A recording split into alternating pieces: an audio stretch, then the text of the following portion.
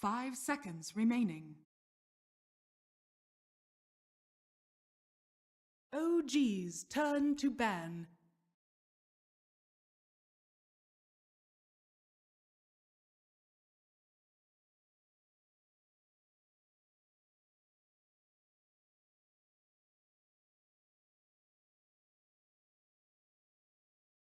Invictus Gaming's turn to ban.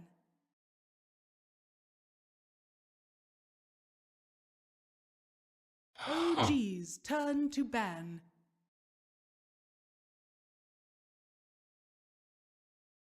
Invictus Gaming's turn to ban.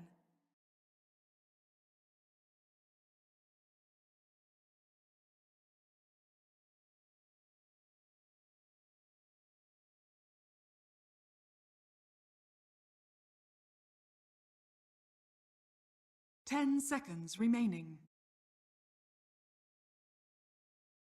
5 seconds remaining.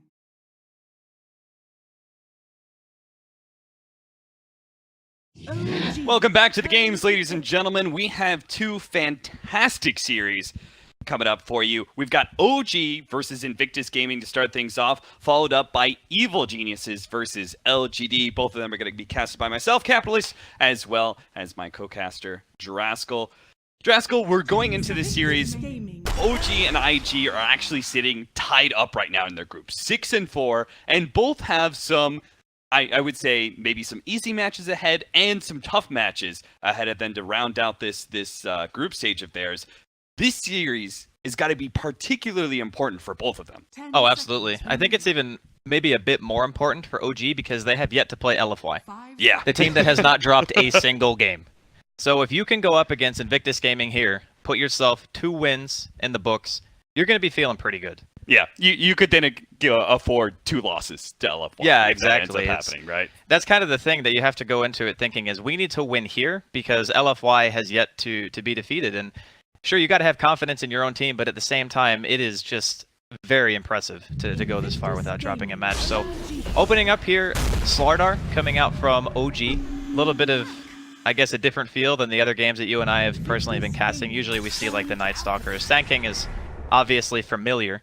I mean, this is even different from OG. I was looking over their drafts, and it's not like they were picking up Slardar in the first one, too. They had more interesting draft variants in their opening picks. Sometimes they would open like a hero like Wyvern, for example, which we have been seeing. Well, IG have been very much locked into we pick our 4 position. Sometimes that's Nyx, sometimes that's Night Stalker, Sand King, or Earth Spirit. It's like one of those 4, like guaranteed as their opening one. And then if their second pick, obviously it's going to be paired with something. Here, it's going to be Sand King and Puck versus the Slardar. But OG are going in for a very serious physical damage and minus armor combination with Slardar and Alchemist.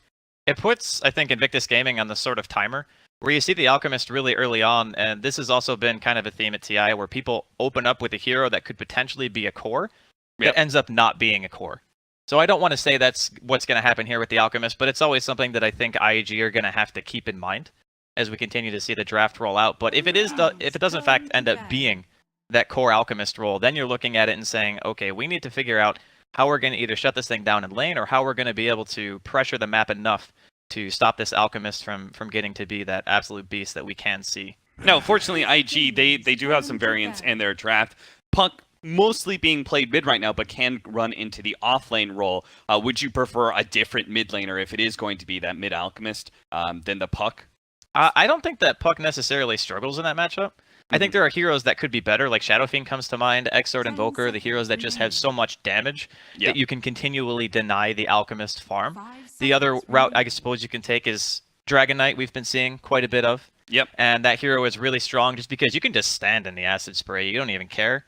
You have the damage reduction from the Breathe Fire to kind of stop the Alchemist from getting all that farm. And you also push, which is really good against Alch. You want to remove the tier 1s as fast as you can, get the map control going your way. So there's definitely some options here that the IG can look back to. I like the fact that IG bans some very specific OG heroes that would have been pretty good with this minus armor that they're kind of running right now. First one to my mind, Visage. Like, obviously, that's been one of the OG specialties, being able to run that support Visage. We've even seen a couple of core Visages in this group stage as well. Maybe not from OG, but from some other teams. And that obviously would have gone great with the Slardar, as well as the taking advantage of the minus armor from the Acid Spray. And then the Brewmaster. The S4 Brewmaster that has been kind of disruptive in team fights, though I've actually been surprised. I was watching one game from S4 Brewmaster, and it was he was suffering quite a bit, sometimes even on the micro element, which is a bit surprising to me since S4 is supposed to be renowned as a great team fight player. But we're going to go into our second picking phase. Invictus Gaming probably want to pick up their support by now, right? And just pick up their 5 position. I think you've got enough information that could warrant. How do you deal with Alchemist, though? Like, if you're planning on this being the core to OG's entire strategy, right? If it's all going to be based around an Alchemist, what do you do to beat an Alchemist? Do you take the pushing strategy, which we've seen has been historically run against Alchemist, or have we seen the most recent iterations of Alchemist, I'm talking about maybe like the DAC sort of area, where teams actually just outgreeded the Alchemist and said, well, if you want to farm, we're also going to sit back and farm a bunch? They're both valid choices, in my opinion. It just depends. I mean, this is a great option. It kind of forces the fight. You throw the Rupture on the Alchemist, he kind of needs to take that engagement unless he has a team to back him up and he can potentially just get out. But the thing that I often see is either you hard lane counter him, stuff like, melee heroes Ursa. It's not something that we see a ton of, but it's an option. Again, the Shadow Fiend and the DK is definitely great just in the lane itself, and also they both are great tower hitters. But I think that the thing about Alchemist is that you hit your peak so fast that eventually, if the game even goes post 35 minutes, you start to already feel the effects of your hero's net worth just not really accomplishing as much as you want it to. Yeah. So I think that outgreeding it is maybe the safest choice out of everything. And they're setting up this Alchemist for so much success by banning out the Ancient Apparition. Terrorblade is a great ban because obviously the hero pushes towers very fast. Early in the game, you hit 7, you get your first and second Metamorphosis, you get some tier 1s, and plus Reflection is amazing in team fights against Alchemist, especially if he goes that Radiance route. So I'm liking the way that OG are setting this hero up, but at the same time, IG, they have good initiation, good team fight. Bloodseeker is phenomenal against kind of like these, not necessarily a single core lineup, but one core who's really, really important to keep down. Yeah. Would you say, Driscoll, that the lineups here at the TI group stage have been greedier than the meta that has previously been set up in other tournaments? I think it has a tendency to get that way because, like we were just talking about, playing it greedy can typically be safer because you're not like extending to go for kills. You don't feel pressured to go for these smoke plays and do stuff that you wouldn't normally want to do. So I think what happens is a lot of these teams go, oh, well, if we just have the better late game, we can play slow. We can play this methodical style of Dota where eventually we're going to get to our peak and there's never going to be turning back. We're just going to be able to win the game. Yeah, and then it kind of snowballs a little bit, right? Like one team tries to draft like a little bit greedier, then another team's like, well, I'm also like they're going a little bit greedier. That gives me room to also be a bit greedier, and then it just kind of like expands. There have been a few teams that have kind of resisted the greedier lineups that have happened in group stage. I would say point to Evil Geniuses, who I think have been trying to play pretty fast for this group stage. Whether or not it's been successful for them, sometimes they stumbled on their aggression, but they've at least tried to make themselves a lot faster of a team. And I would say IG is another team that I would point to that has kind of resisted the greed and has tried to play a pretty fast lineup. And this is definitely looking like it with the Bloodseeker, Puck. These are not really farming heroes at all. Those are definitely fighting cores for sure. And they're going to have a whole lot to fight into here. OG, they're doing everything they can to support this Alchemist. You've got a Slardar, Oracle, and Batrider. They're kind of all in on their 1 and 2 positions, outputting all the damage. They have a lot to threaten the lanes too. Just between Batrider and Slardar alone, once the heroes both have Blink, it's really difficult for, Sand King and Puck and stuff like that to really kind of dodge those ganks, just because it's almost instantaneous initiation, and then you end up just falling due to Slardar having the corrosive haze, a lot of minus armor on top of that, and you can die very, very quickly. So again, it's like you mentioned, they're just trying to give Alchemist like one of the best possible games that he can get, and not to mention just the Oracle's flat out synergy with Alchemist against a lineup that up until the Bloodseeker pick is predominantly magic damage. Like Fate's Edict is going to crush this game. You are immune to everything that Puck does, everything that Sand King does. Keeper of the Light can still mana leak, obviously, but you're not going to be taking damage, and you're doubling the regeneration potential of your ultimate. Yeah, you could even disable the Bloodseeker when he comes in. Like, if he's all built up and is ready to rock, then you just disable him on whatever hero he's trying to go for, and that will provide a little bit of protection there. Necrophos is going to be last pick up from OG. We've been seeing a lot more Necrophoses, and that I feel like that's really good versus Bloodseeker because of the Reaper Scythe element of just being able to hold this hero for a second. And if you can lay down any burst damage, the one thing that I'm kind of concerned about is that OG don't really have that. You know, from their supports, there isn't like a dramatic amount of burst damage. Crush, you've got the Oracle's nuke, especially your offlaner is very slow damage over time. Ooh, that's greedy. That is. But see, this is the way I see it. The Necrophos pick for OG, they look at the lanes and they say, okay, if we want Ana to have a really good game, we need some kind of self-sufficient hero that can kind of just sit in his lane, get creeps, not really be pressured by, even a dual lane. I think it's still kind of hard to pressure Necrophos depending on what heroes you're putting against him. Yep. And then eventually, if they want to just play it slow, he can even go for teamfight items if he wants. It's also good synergy with the Oracle. So they have two heroes that benefit amazingly well from having False Promise, because you can double the regeneration effect of, you just imagine hitting Ghost Shroud and having a kill with False Promise on how much you're going to heal during that. Like, Nobody's killing you. I don't think you can die. So I think that's the premise behind it. Is it's obviously good synergy with the Oracle. It's a self-sufficient laner. They needed that to make sure that Ana can do what he wants on the map. Yeah. And the other heroes are just there to create space. Whereas IG, they get the Morphling as the last pick. That hero is very, very good against what OG have. Not a lot of pure catch once the Lincoln comes out. You're going to need to commit a lot to be able to take this hero down. And a super late game Morphling is going to be able to stand up to an Alk, no problem.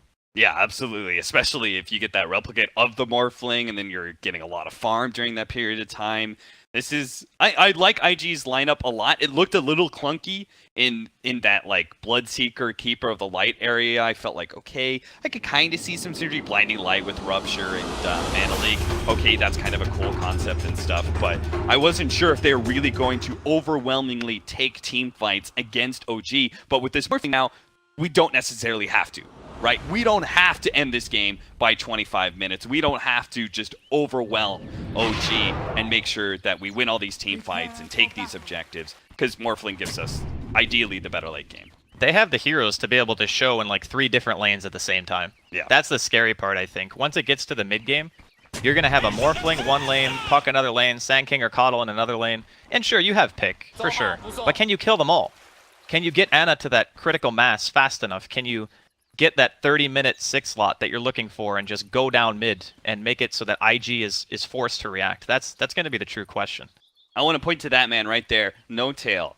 I feel like he has been sort of the linchpin for every single one of OG strategies of late.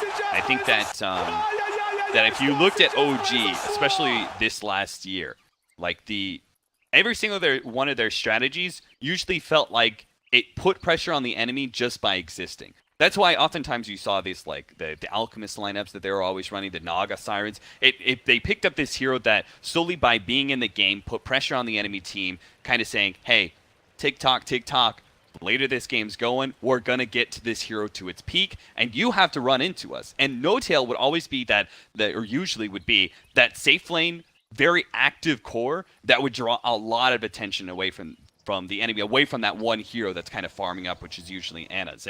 And sometimes that would be like, I think Terrorblade.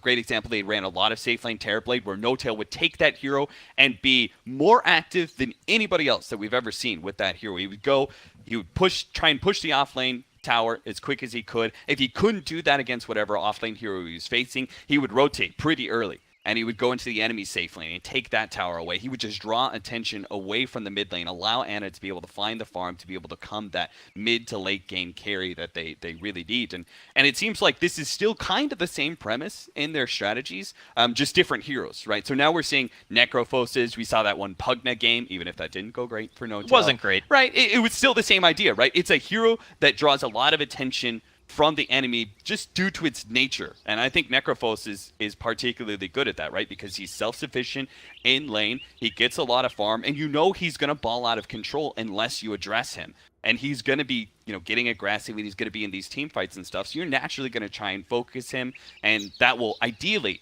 open a lot of space for Anna's Alchemist to get the full 20k Alchemist that's unstoppable before anyone hits 10k. That's the genuine hope, right? But I think a lot of emphasis is going to be put on this mid lane. Bloodseeker in a game where you have the heroes of capability of harassment, right? Like that's the big thing. How much benefit can you get out of this thirst in the mid lane? Because Bloodseeker is notorious for being able to win pretty much all matchups. If you have your side lanes going well, you're going to win your lane.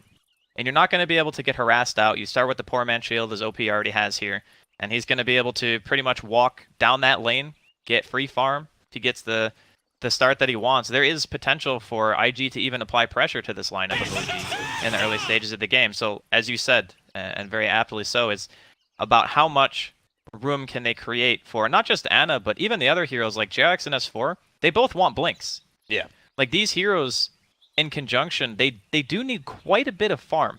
But I think that's why it necessitated picking up a hero like Necrophos, that hero who could just be the one who exists in the lane and doesn't need support help. And JRX and Fly can do pretty much whatever they want.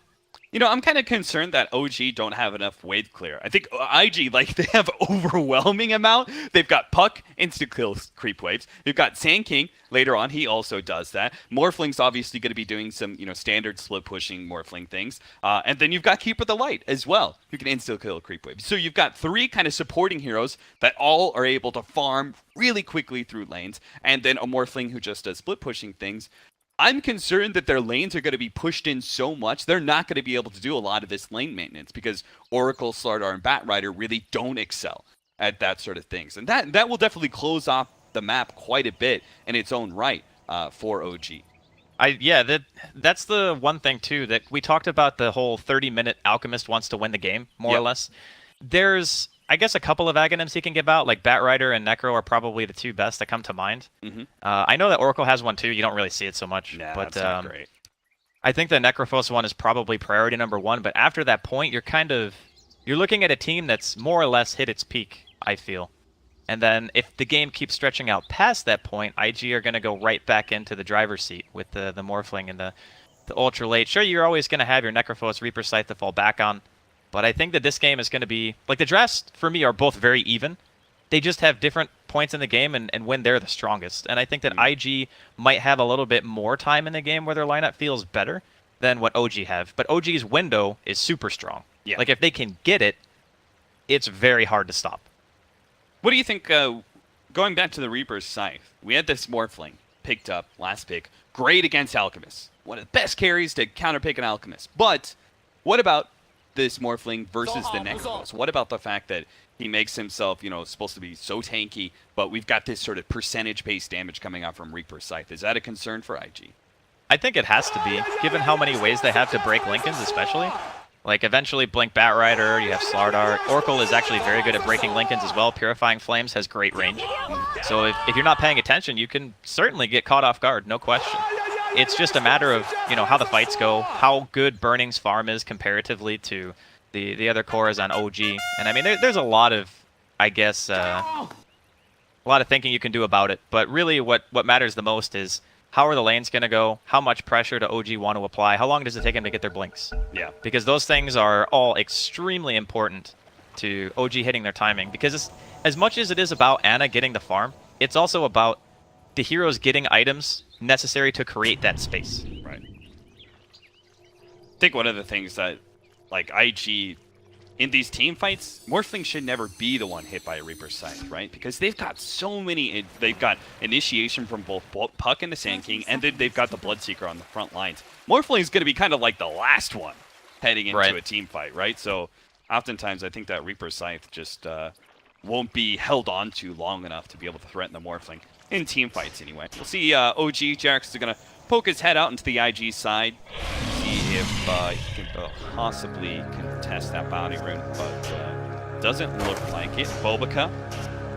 So 4 position with boots first. He's going to do that play where he tries to catch the mid laner after he picks up the bounding rune, but there's no mid laner actually there. It's just S4, so Kovac is just going to book it straight towards the bounding rune and take it away. So OG will actually only get 1 bounty of this whole entire thing, but it's the Alchemist bounty rune, so that kind of makes up for it. Yeah, it's definitely value. I think you can justify. They're up in net worth. That's a win, You right? can justify missing your block for that, I think. Yeah. Especially if Jerax wants to start by being a little bit annoying in the mid lane. Looks like he's just scouting things out for the time being. Yeah, how do these supports play with the mid lane? Do you think there's more emphasis on OG to have their 4 position sit against the Bloodseeker? Because it is a problem, right? OP just gets free harassment on Ana all day long because he knows he can always heal up afterwards. Yeah, this 1v1 is definitely not Alk favored. You look at other heroes like Ursa, for example, who are really good melees against Alk. Bloodseeker is up there on that list as well. Yeah. So I think it's tough, though, because if Jerax walks over there, what is he really going to accomplish as well? Like, how much harassment can he really do with just boots first? I think that this is probably the biggest issue that OG are going to run into is how do they deal with Bloodseeker? They managed to get a stun here in top lane. S4 is going to hit the blast. Morphling's still ready to go. He actually has his nuke picked up rather than the waveform. And will manage to get a bit more onto S4. But this is all good, right? Even if they don't hit him, which he is going to be able to dodge that one, they've gotten him low enough that the Bloodseeker, he just charges forward at Jerax. He's got all the extra movement speed and damage. This is one of the best things. Sometimes not killing a hero is actually so much favorable for the Bloodseeker lineup, just because Bloodseeker gets a huge laning phase advantage at that point. Not just that, but there's no shrines until 5 minutes. So Yeah. S4 is going to be sitting up here waiting to slowly tango his way back into being able to lane. And you can see middle, OP is just like aggressively posturing here against both heroes. Dual lane me? Think I care? For what? For what? He just runs at him. So Jerax is going to hope for the 2-minute rune. It was actually reach and down at bottom. Now that Jerax is away, XXS can feel a little bit more comfortable as the puck here at bottom. It's not a particularly dangerous matchup that he's dealing with. Necrophos and Oracle, there really is no kill potential. So our puck should do all right. Oh, he still got it? That whole time Jerax was like running at him and he still ends up getting credit for the first blood. But sending the courier back in knowing that the Sand King was there. It's very strange. So OG do pick up the first blood, but comes at a very hefty cost, especially since Ana... Oh no, don't tell me! OP's just gonna run at him! Oh god! Ana does a little loop-de-loop around the tower, and OP will give up on that chase. He doesn't want to drop too low. It's the worst thing he could possibly do is Bloodseeker is be a little bit low, Blood Rage, and try and go for a CS, and then all of a sudden die to a gank. So he just needs some CS. Heal back up in full. That's why Jerax is here on the front lines trying to make sure that OP doesn't get any of that heal off. Now, this is one of the most effective ways to deal with the Bloodseeker once he starts losing HP. But you can see OP, he just does a huge amount of damage. It's very hard to like deny him unless you can threaten to kill. And that's something that Alchemist certainly suffers at. Not a whole lot of kill setup for your supports. They just come in and stun and you have acid spray in that. Yeah, they're doing a good job, though, of making sure, like, Ana knew that his lane was going to be rough, so, like, he immediately rushed Iron Talon, and earlier on, Jerax pulled enemy creeps into the jungle, so Ana could continue to kill that wave and the jungle creeps simultaneously. So he's still getting a good chunk of CS, even though a lot of it is neutrals. And I think that's what's important, like, staying relevant. And during the time he's sitting in the jungle and going back to base and whatnot, Jerax is still able to soak some EXP of his own in mid. S4 is pretty happy with himself. They've been trying to pull quite a bit, and he's been contesting that pull, and is actually sitting at level 4. Good amount of CS too, 17 and 0, considering some of that is some big neutral creeps. Pretty good for off-lane Batrider. In comparison to XXS's puck, which Jarver talked about how this is not a lane that he's going to have a lot of kill potential directed towards him. Just harassment, really killing it. I'm surprised he's having such a hard time staying in EXP range. Like, S4 is almost a full level ahead of him. I guess, you know, S4 always has the jungle potential and he can kill the camps, but I figure that XXS would be able to stay a little bit closer to the waves. No Tail has gotten a few denies in there as well, which helps, but Jesus. Look at our Bloodseekers tonight. Oh yeah, this is classic Bloodseeker. XXS tries to contest a little bit of pull there. He's managed to get away.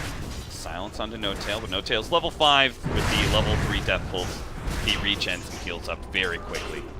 CS, same exact thing as a Bloodseeker, right? Like you can kind of harass him and stuff, but it doesn't matter as if he gets any real CS. So you've got to have a lot of middle lane kill potential. Fly, he is definitely dead. He goes for the long ensnare onto OP, but within melee range it doesn't really matter. So OP using his first rupture, get a kill on mid lane and threaten that mid tier 1 tower. That's one of the things that I think Bloodseeker is criminally underrated for, is that he not just wins his lanes, but he does so much physical damage. He's actually great at hitting towers, too. In the early game, if you have this much of an advantage, yeah, you can just walk up there. Both of the supports of OG were kind of forced mid, and sure, you end up losing the Oracle to a Rupture, but the more important thing, again, is just what Ana can do in the meantime. He's going for the armlet now, he's got the Soul Ring, almost 6. And then, you know, S4 is still getting a fair chunk of EXP as well. So they have 2 heroes doing well, and then you look at the side of IG, and the Bloodseeker is crushing it. He's doing very well in his lane. And then Burning is getting his own free farm. So both teams getting what I think they need out of this early game. It's definitely IG not running away with a serious net worth lead just yet. Burning also is doing well enough in his lane that he's beginning to pressure the offlane tower. So we already kind of talked about how wave clear is going to be able to present a lot of opportunities for IG to control the map, but these early tower losses could be real hurtful. Bottom lane, they're going to try and go for No Tail here. XXS jumps away before the Reaper Scythe could go down on him. Bulbaca's quite low, and he will manage to get the Reaper Scythe, but it's not enough to finish up Bulbaca. Bulbaca's actually turning around. What a man, Bulbaca! He managed to get the kill on No Tail after surviving through the Reaper Scythe. Oh man, that was so close. I didn't actually know if he was in range to get the Reaper, but committing really hard there, getting punished. It's a little unfortunate getting that, like that particular hero dying. You kind of want him to be the stability of your team, you know? Rupture on Ana mid here. With the silence and the nuke coming in, and it's just going to have to TP away. He actually TP's up to top. Uh-oh. That's not a great place to be because there's no shrine, and he actually still has vision. OP is loving all this low HP. Miscommunication, maybe? Maybe he thought the shrine was up. Yeah. Or maybe he thought he wasn't going to take so much damage so he can go and... He has ulti now, he should be alright. Yeah.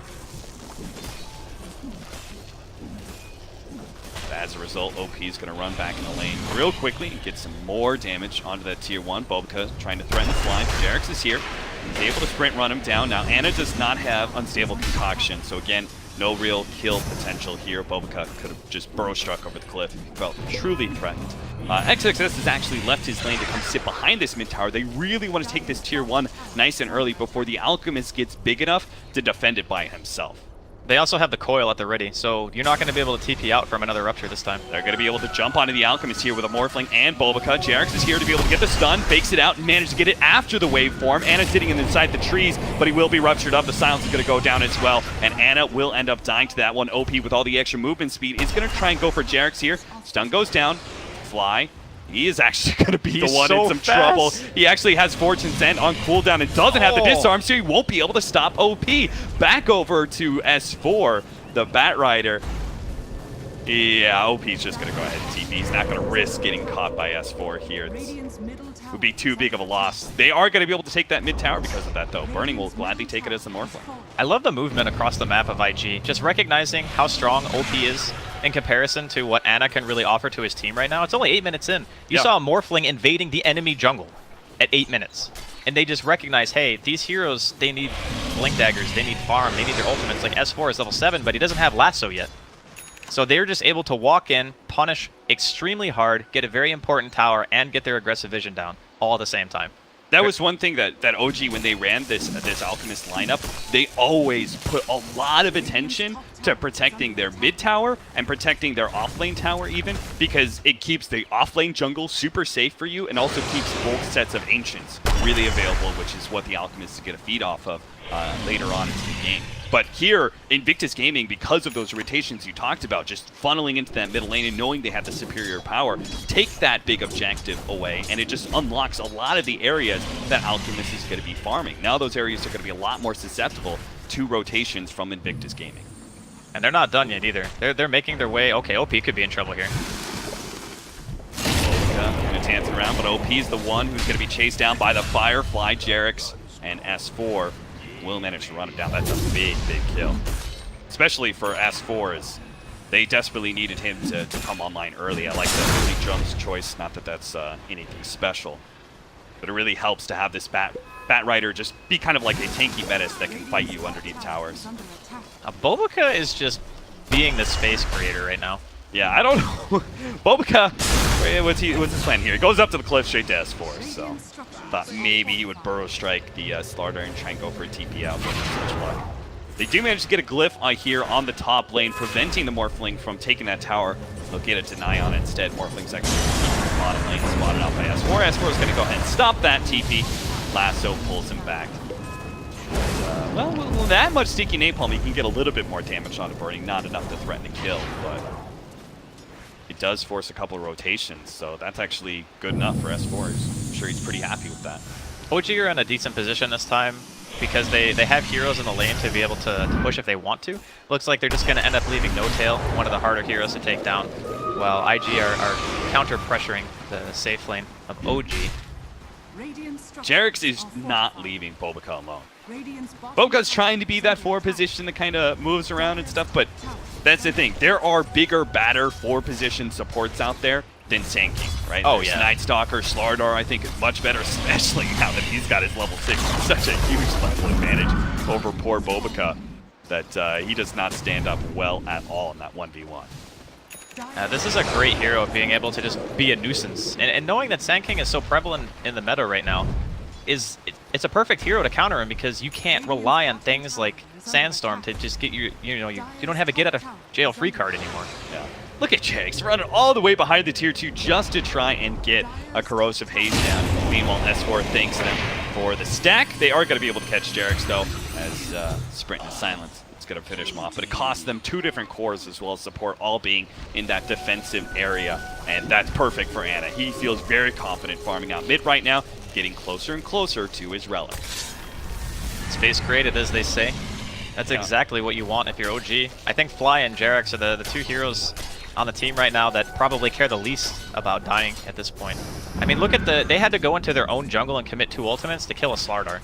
Like that to me, I'm looking at it and I'm going, all right, cool. My Alchemist almost has his relic. He's sitting atop the net worth now, 1,500 ahead of OP, when OP was crushing the lane. Now, if you're IG, you just had a lot of space created for that Alchemist. What are you thinking as you're Invictus Gaming? Do you want to just try and take some more objectives, maybe take some early tier 2s before the Alchemist comes online? They're going to go for Fly here, manage to get the silence onto Oracle. Was only level 5 anyway, but OP is in deep, and he does have the amplify damage, plus No Tails here with Reaper's Sight. This is a very dead Bloodseeker with some extra death timer on the clock. So IG, once again, overstep their bounds. Get caught in the process. This over-aggression from them is really costing the early lead they bought themselves in the laning phase. I feel like they're very concerned about not really being able to deal with Ana past like the first 5 to 8 minutes where OP had a clear laning advantage. After that kind of broke down and they invaded the jungle one time and they killed him, past that point they haven't really done much. And killing an Alchemist 1 or 2 times is great, but you got to do more now. They managed to get the silence coil plus the pull in there. Q brought in Boboka for the extra stun, and it was definitely needed. If he had gotten that chemical rage off. Ooh, nice blinding light pushback before Jarex get the stun onto Q. That'll be the end of that. But it is an Alchemist who already has his relic, so at this point, Radiance is just inevitable in the next few minutes. Yeah. The timing for OG is a little bit different than what IG can do, because IG can take the game a little bit later, and they can say, all right, we got our Morphling to fall back on. Burning's still farming pretty well. He's a little bit below OP's net worth at the moment, but he's getting what he needs. Yeah. The real concern comes if they cannot de-push the lanes fast enough on the side of IG, because I feel like they're going to be forced into that kind of split push play. Ooh, Courier. Oh, Jarex is going to go for it. Miss Burrow Strike almost gets it. And is he actually going to be able to TP out of this one? They didn't have coil. Oh, no, that's a facepalm moment. Yeah, Boboka missed the burrow. It's unfortunate. Bobo, no. Yeah, but like you were talking about during the draft, the whole split push potential of IG, I think that's going to have to come into play here at some point. Because if they're walking down lanes with like 3 or 4 heroes and they're not finding much success, then you need to make sure that the lanes are constantly pushed out, because eventually this Alchemist is going to be massive, and you have to make sure that you can pressure somewhere else on the map instead of having to fight him head on, because you don't really have what I would call direct hero counters to him right now. Bobica goes and takes the bounty rune away from S4. Once again, a little bit of deja vu for our very first bounty rune. No Tail has picked himself up a pipe. Was actually thinking about going the Hand of Midas before completing the pipe, but he wants that early team fight item now.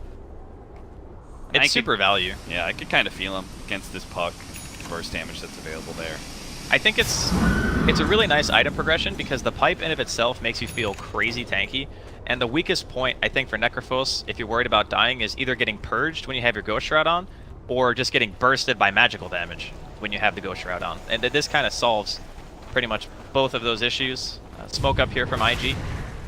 Looking to head down to bottom lane, see if they can catch No Tail. Uh-oh, they may be too late. The orb, it's going to reveal in the last second. The coil! Half a second too late.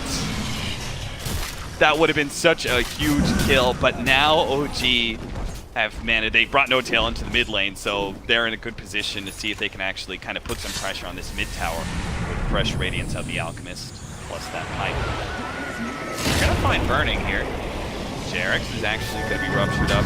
Burning does have the stun to be able to stop that one. Tries to get out of the silence, but he's not going to make it far. As the pipe actually allows him to survive long enough to be able to get off the stun. The Reaper's Scythe cuts down the Bloodseeker. That's 2 down from Invictus Gaming, making a 3rd. They've snatched up the Morphling and pulled him back to his doom. 8-8, 16 minutes in, and all of a sudden, OG are in full swing. That's what we call a debate right there, folks. That was a very nice follow-up. The points into Unstable Concoction coming in huge there. The damage output, just when the Radiance Burn is there, you're fighting into potentially an Acid Spray as well as the Necrophos, having the early pipe, keeping Jerax alive long enough to get that kind of counter-initiation. That's exactly what you want. If you're OG, they're walking straight into Roshan. They know that there's no coil right now. Bloodseeker's dead still for 20. They have the minus armor to be able to do this. He's just dead for so long with that added respawn time. He would be up right now. He could TP in and see if he can get a silence off, but added respawn time gives OG so much extra to work with. All IG can do, well, you can see what XXS is doing. He's trying to push down bottom and see if he can get as much damage on that tier 2 while OG was roaching. Yeah, we'll get to see that one more time as well. The whole team fight. Look at how long that Jerax lasts. He gets the stun off because he has the presence of mind to walk out of the Blood Rate, knowing that he's going to get stunned by Burning. Yeah. He just wants to make sure he can get that one extra spell. And the bonus kill coming in from the Lasso, courtesy of S4. That results in the Roshan here for OG. Very impressive early game coming out from them, given how scary OP looked in the very beginning of the game. They'll get another denied tower, Jarex. Dude, look at Anna's net worth. Oh my lord. Yeah, it's beginning to get out of control. It was like 3 minutes ago where he was only like 1,500 ahead. Now he's 5,000 almost ahead. He's going to go the full Manta Octarine build to a fresh Naga Siren. And I mean, again, fortunately, IG do have a lot of wave clear, but they're going to need every little bit they can against this form of Alchemist. My goodness, that is probably one of the fastest net worth climbs I've ever seen. S4 jumps in, manages to keep on the light, and they waste no time whatsoever. Bringing it down, they'll use the Reaper Scythe again. Just the added respawn time just gives them a lot of space to take objectives. This is one of those games where I think you just kind of casually throw out the Reaper whenever, because you know that one hero down, IG are going to feel tentative to defend anything. I mean, Anna is still not really even the one pressuring the map. He's kind of just chilling in his own jungle, farming. His team is creating all that space for him. And S4 already having the blink and the drums available means their pickoff potential is now online. This is the stage where IG are trying to think, okay, do we go for the split push strat now? Because our puck just bought a Midas too a couple of minutes ago. XXS picked that up after his own blink there. And I think that means that they're looking to gear up for more of this kind of slow, methodical game instead of trying to fight. They just can't afford pickoffs, and one of these heroes, Bobica, is going to be susceptible to OG's pick. Loses a lot of that Blink Dagger gold, which they really need. Because they can't just let OG take all the objectives, right? They do have to stand and fight at some point, or maybe go for a 5-man smoke gank or something like that. And if they want to be able to win that kind of engagement, they need a harder initiation than just the puck's blink and coil. They need a solid stun. I think that's where the Rupture comes in, and eventually, you know, the Blink and the Burrow Epicenter coming in from the Sand King. The issue right now is, you know, Bobica is still quite a ways away from his own Blink Dagger, about 800. And OP, he doesn't really have a backup plan because he opted not to get Midas. So because he doesn't have a Midas and he went for the SNY, I think the itemization kind of forces them into this awkward spot of you kind of want to fight, but OG's team fight just seems to be a little bit better until the Blink Dagger on the Sand King comes out.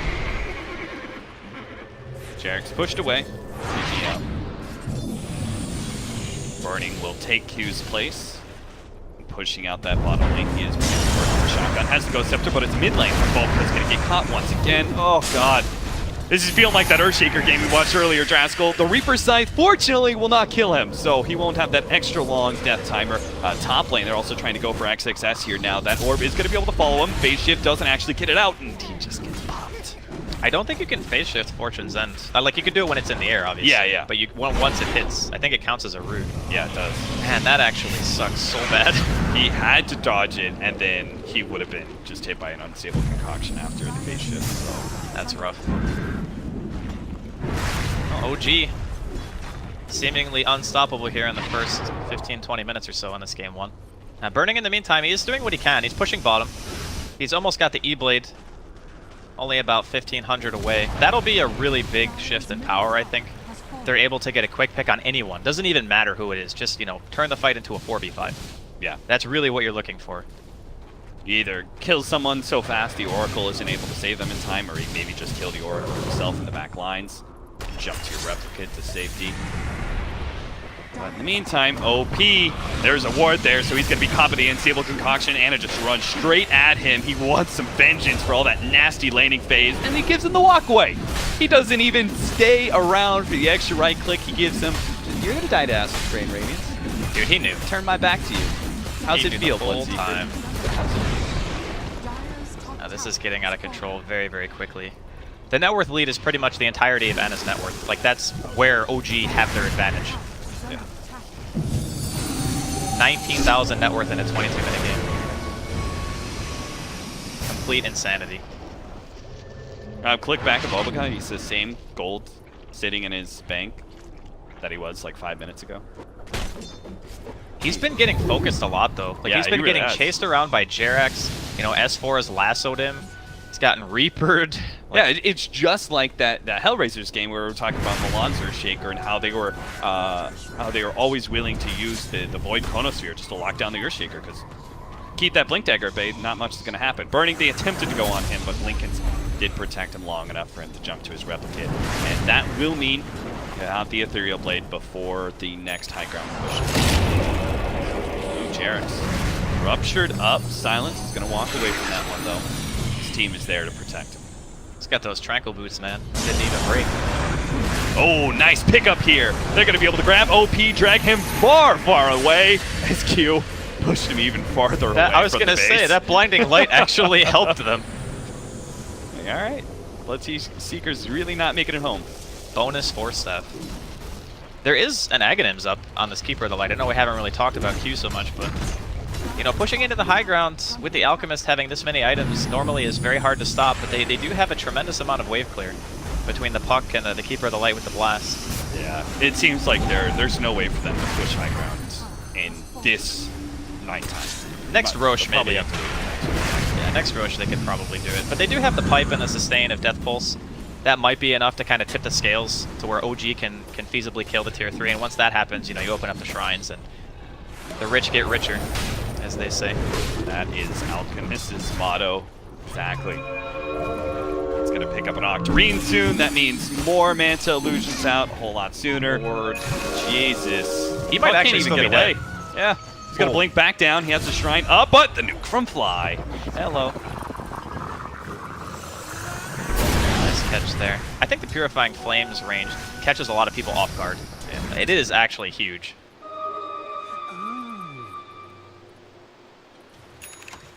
It's 15-8 with a 10,000 gold lead for OG. But this is an Alchemist lineup, so it can be deceptive. So we turn towards the experience where we see the real lead, 7,500. OG, even if you say, but Alchemist, mid lane, what's happening there? Jesus. Okay, that's 4. I'm not sure how he ended up there, but they might be able to kill OP. The Reaper Sight is enough. He's trying to get back. The Unstable Concoction's coming in. He throws out the silence, actually goes for the stun onto Sand King to stop the epicenter. That's quick thinking from Ana, even if it means he misses out on the kill from OP. While the Morphling's replicate of the Alchemist is being beaten down, but they're actually going to shrine up. No, sorry, replicate.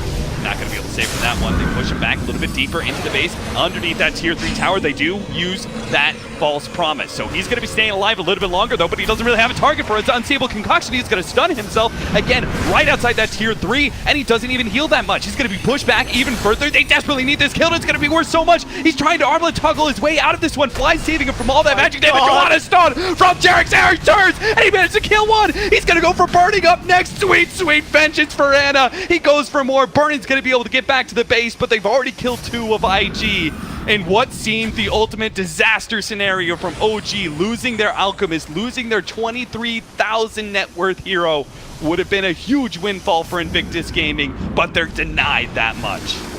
Fly God. Just Fate's Edict, False Promise, another Fate's Edict. All the damage that they were trying to do to him, they couldn't burst him because no one can hit spells. He's sitting in the base with no ultimate. Another lasso comes out here. Don't take me away, Q. He's going to be dragged back. Ana, again, focusing on his own replicate. He's just not going to let that opposing illusion survive. And Invictus Gaming are going to be forced to use a buyback on the Keeper of the Light just to make sure that OG can't continue to push high ground during this daytime. I think OG are going to be more than happy. Like, look at this Cap. Just how tanky he is. Gets the False Promise after the Burrow. He throws out the Fate's Edict, gets a couple of heals going, and Fly's positioning during this fight was just immaculate. Going back, chasing him out of the base. Jarek's in a position to get a counter stun a little bit later on. It was absolute flawless play here from OG. I thought for sure right there, that Burrow strike, but there was so much heal coming out from Fly at that period of time. 3-man stun, courtesy of your Slardar player. That was a treat to watch. Very, very well played from OG. But at the same time, IG showed that, you know, they have the damage. They can take him down if OG aren't ready. And emboldened by that knowledge, they're going to go for a 4-man smoke up, push through mid lane. See if they can find somebody. They're going to run into an Invis Bat Rider. He jumps away. A little bit scared, just in case they had sentries. You never know. That is going to be a smoke failure for Invictus Gaming. But what does OG do with this? They're kind of been waiting for Roshan. See, it's going to be up now. And with the Corrosive Haze, they could really make short work of them. It's going to drop extremely fast. I think the next point where Ana's going to feel maybe almost indestructible for a little while is after, of course, the Lincolns, and maybe if he gets another armor item. I think that's really the way that they can burst him. Now that he has the Octarine, he has so much raw health that the E-Blade combination with Fate's Edict, it doesn't really seem like it's enough. Yeah.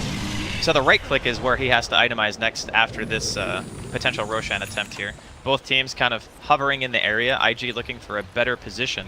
Yeah, they're going to do the full wrap up into the shrine area, hope that no one's there, and then once they see no one is there, this is ringing around the rosy right now. Yeah, they're going to try to get the opposing high ground, but OG have the same exact idea. They're going to go into the Dire Shrine. They're going to do the wraparound as well. Dire are scanning. Are they going to be able to catch him? Where's this fight actually going to end up, Drasko? They know. I don't know. They Round know. and round they go. They see it now. Invictus Gaming, they're going to turn. The smoke's going to pop onto Ana. He's the frontline hero. Can they actually blow him up, though? It's going to be super tough. They throw out the silence. They already have a False Promise ready to go on to Ana protect him. So Burning starts going for the back line. He tries to attack Fly, trying to take him on, but he's actually taking so much damage from Reaper's Sight. He has to start backing himself away. They've lost their Sand King already. IG in full retreat will not be losing more than just their support. So fortunately, their cores stay alive, but OG win yet another team fight. The reveal of the Lincolns. OP tried to throw out the Rupture straight away, but he couldn't get it because they didn't click on Ana fast enough. You know, when they heated the moment, they saw the smoke reveal and they're like, we need to go. This hero's in the front line. Unfortunately, Fly was in the back. Immediate False Promise during the Chemical Rage. So much regeneration.